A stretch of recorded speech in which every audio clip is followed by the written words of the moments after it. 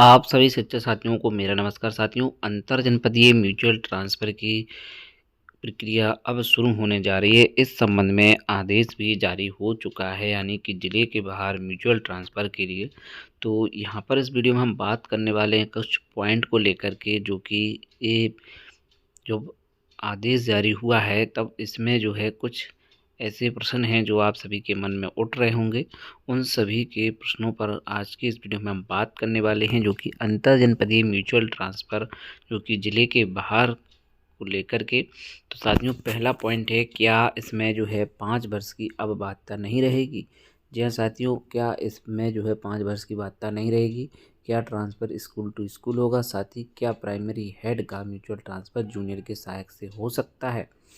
और साथ ही आवेदन कब से प्रारंभ होंगे? अनिवार्य स्थानांतरण क्या लेना होगा? क्या वरिष्ठता समाप्त हो जाएगी? ऐसे कई सारे प्रश्न हैं जो आप सभी के मन में उठ रहे होंगे। तो आज की इस वीडियो में इसी पर बात करने वाले हैं। तो सबसे पहला प्रश्न है कि क्या 5 वर्ष की बाध्यता रहेगी? जी हाँ साथियों, 5 वर्ष की अब बाध्यता नहीं रहेगी। 5 वर्ष की बाध्यता जो है अब जो है हटा ली गई है, और पूर्व के जो भी आदेश थे उनको निरस्त कर दिया गया है। तो देखिए साथियों, यहाँ पर आप आदेश देख सकते हैं। इसमें स्पष्ट ये बात लिख दी गई है कि पारस्परिक स्थानांतरण के संबंध में दिनांक 2/6/2023 एवं पूर्व में निर्गत समस्त शासनादेश को अवक्रमित करते हुए शैक्षणिक 24-25 के लिए अंतर जनपदीय पारस्परिक स्थानांतरण हेतु निम्नवत नीति निर्धारित की जाती है। तो इसके लिए देखिए नई नीति निर्धारित हो चुकी है, और जो है इसमें जो है नए आदेश ही प्रभावी होंगे, और नए आदेश के अकॉर्डिंग जो है इसमें दूसरा बिंदु आप देखें तो स्पष्ट कहा गया है कि अंतर जनपदीय पारस्परिक स्थानांतरण के लिए जनपद में कार्यरत नियमित शिक्षक एवं शिक्षिका अहर होंगे। अंतर जनपदीय पारस्परिक स्थानांतरण के लिए सेवा अवधि की बाध्यता नहीं होगी। तो इसमें देखिए सेवा अवधि की बाध्यता को हटा लिया गया है। अब जो है कोई भी शिक्षक एवं शिक्षिका आपस में म्यूचुअल ट्रांसफ़र करा सकते हैं, बशर्ते उनकी सेवा कंटिन्यू चल रही हो, कोई भी सेवा ब्रेक ना हो। तो सेवा अवधि की बात नहीं रहेगी। अब इसमें आसानी से 69,000 भर्ती और जो 12,460 भर्ती अभी हाल ही में हुई थी, वो भी जो है इसमें शामिल हो जाएंगे, क्योंकि अब जो है सेवा काल की बात जब इसमें हटा ली गई है तब अब इसमें कोई भी दिक्कत नहीं रहने वाली है। साथ ही साथ देखिए चौथा बिंदु यहाँ पर आप देख लें। यहाँ पर जो मेन पॉइंट इसमें शामिल किया गया घा वाला, जो कि पहले नहीं रहता था, कि प्रधान अध्यापक प्राथमिक विद्यालय का सहायक अध्यापक उच्च प्राथमिक विद्यालय से तथा सहायक अध्यापक उच्च प्राथमिक विद्यालय का प्रधान अध्यापक प्राथमिक विद्यालय से विषय समान होने की स्थिति में म्यूचुअल ट्रांसफ़र हो सकता है। तो इसमें कोई दिक्कत नहीं होनी चाहिए। प्राइमरी के हेड के जूनियर से सहायक से जो है स्थानांतरण हो जाएगा, लेकिन वहाँ पर सब्जेक्ट सेम होना चाहिए। ठीक, साथ ही इसको देख लें, ये वाला पॉइंट भी इम्पोर्टेंट है कि शिक्षा से जिनके विरुद्ध अनुशासनात्मक कार्रवाई गतिमान हो को अनुशासनिक कार्रवाई समाप्त होने के पश्चात ही म्यूचुअल ट्रांसफ़र किया जाएगा। और यहाँ पर ये वाला पॉइंट जो है, शिक्षक शिक्षिका को स्वेच्छा के आधार पर अंतर जनपदीय पारस्परिक स्थानांतरण फलस्वरूप स्थानांतरित जनपद के उसी विद्यालय में जहाँ से पारस्परिक सहमति से जोड़ा बना हो के लिए अनिवार्यता कार्यमुक्त किया जाएगा। तो देखिए सेम टू स्कूल ही होने वाला है, और स्कूल से स्कूल में ही होगा ट्रांसफ़र। इस चीज़ को आप स्पष्ट समझ लें, इसलिए डिस्टेंस को ज़रूर देख लें। आप जहाँ पर निवास बनाना चाहते हैं दूसरे जनपद में, उस जनपद में आपके विद्यालय की दूरी कितनी दूर है ये भी देख लें, क्योंकि हो सकता है कि आप काफ़ी ज़्यादा और समस्या में आ जाए, या फिर आप सिर्फ यही चाहते हैं कि आपका जनपद चेंज हो जाए, तब आपको कोई दिक्कत नहीं है, तब आप जो है इसमें कोई समस्या नहीं होगी। ये वाला पॉइंट, शिक्षक शिक्षिका पदोन्नति के पद पर जिस जनपद हेतु अंतर जनपदीय पारस्परिक स्थानांतरण के लिए आवेदन किया जा रहा है, उस जनपद में उनकी मौलिक नियुक्ति तक पदोन्नति होने की दशा में ही अहर होंगे। उनकी जो मौलिक नियुक्ति तिथि है, अगर उस तिथि तक जो है उनके बेंच की पदोन्नति नहीं हुई है तो आपका जो है ट्रांसफ़र निरस्त कर दिया जाएगा, जैसे कि पिछले बार भी ऐसा हुआ था। वहीं आवेदन कब से प्रारंभ होंगे? अनिवार्य स्थानांतरण लेना होगा? क्या वरिष्ठता समाप्त हो जाएगी? इन पॉइंट्स को भी देखते हैं। बिंदु देखें कि शिक्षक एवं शिक्षिका पदोन्नति के पद पर जिस जनपद हेतु अंतर जनपदीय परस्पर स्थानांतरण के लिए आवेदन किया जा रहा है, उस जनपद में उनकी मौलिक तिथि तक पदोन्नति होने की दशा में आए होंगे। ये वाला पॉइंट क्लियर है।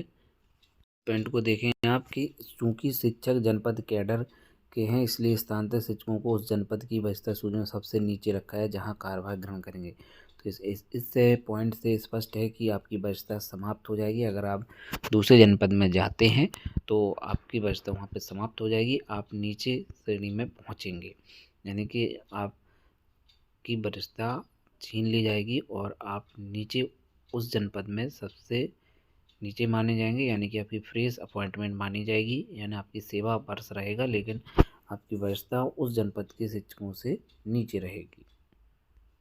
17वां बिंदु आप देखें, एक बार स्थानांतरण हो जाने के उपरांत किसी भी शिक्षक को अपना आवेदन वापस लेने की अनुमति नहीं होगी, यानी कि अगर आपने OTP शेयर कर दिया है तब आपका पेयर बन चुका है। अब इस आधार पर आप जो है इसमें वापस नहीं ले पाएंगे आवेदन को।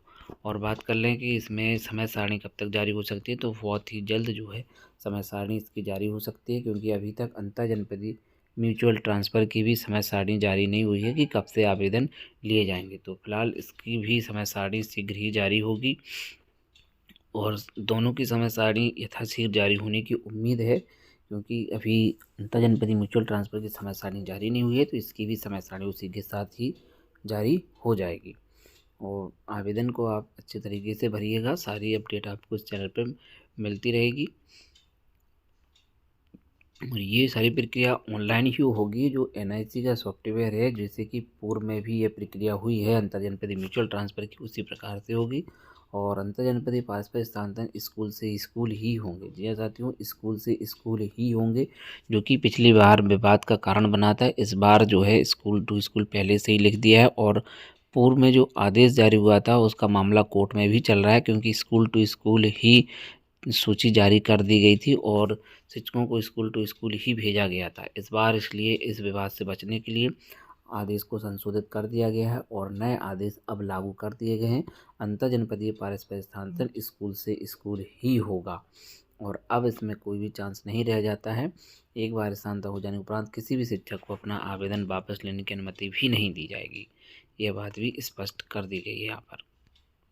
7वां बिंदु भी यहाँ पर फिर से देख लें, शिक्षक शिक्षिका को स्वेच्छा के आधार पर अंतर जनपदीय पारस्परिक स्थानांतरण के फलस्वरूप स्थानांतरित जनपद के उसी विद्यालय में जहाँ से पारस्परिक सहमति से जोड़ा बना हो के लिए अनिवार्य कारमुक्त किया जाएगा। तो देखिए ये चीज़ को 2 बार लिखा गया है कि जो है अनिवार्य रूप से कारमुक्त किया जाएगा, इसलिए आप सोच समझकर OTP शेयर करें और अपना पेयर बनाएं। नहीं तो आप जो है एक बार अगर आपने OTP शेयर कर लिया है तो आप अपना आवेदन इसमें जो है वापस नहीं ले पाएंगे, इसलिए आप इस चीज़ को ज़रूर समझ लें। और बाकी की जो श्रेणियां हैं उनको भी आप यहाँ पर देख सकते हैं। सहायक अध्यापक प्राथमिक विद्यालय, सहायक अध्यापक प्राथमिक विद्यालय, प्रधान अध्यापक प्राथमिक विद्यालय, प्रधान अध्यापक प्राथमिक विद्यालय, सहायक अध्यापक उच्च प्राथमिक विद्यालय, सहायक अध्यापक उच्च प्राथमिक विद्यालय, इसमें विषय समान होने की स्थिति में। बाकी ये वाला आप देख चुके हैं। प्रधान अध्यापक प्राथमिक विद्यालय का सहायक अध्यापक उच्च प्राथमिक विद्यालय से तथा सहायक अध्यापक उच्च प्राथमिक विद्यालय का प्रधान अध्यापक प्राथमिक विद्यालय से विषय समान होने की स्थिति में, और प्रधान अध्यापक उच्च प्राथमिक विद्यालय का प्रधान अध्यापक उच्च प्राथमिक विद्यालय। तो इसके सारे पॉइंट स्पष्ट हैं। अब इसमें जो है कोई भी डाउट नहीं है। जो है 5 वर्ष की बाध्यता को हटा लिया गया है, ये सबसे बड़ा अच्छा आदेश रहा है, क्योंकि इसकी मांग लगातार उठ रही थी। इसमें आसानी से 69,000 भर्ती और 12,460 भर्ती के शिक्षकों को काफ़ी फ़ायदा होने वाला है, क्योंकि उनकी अभी ही अपॉइंटमेंट हुई थी और उनको इस चीज़ का फ़ायदा मिल चुका है। 12,460 की हम बात कर रहे हैं और 69,000 को भी 4 वर्ष हो चुके थे, लेकिन 5 वर्ष अभी पूरे नहीं हुए थे जिस प्रकार से प्रपोजल भेजा गया था।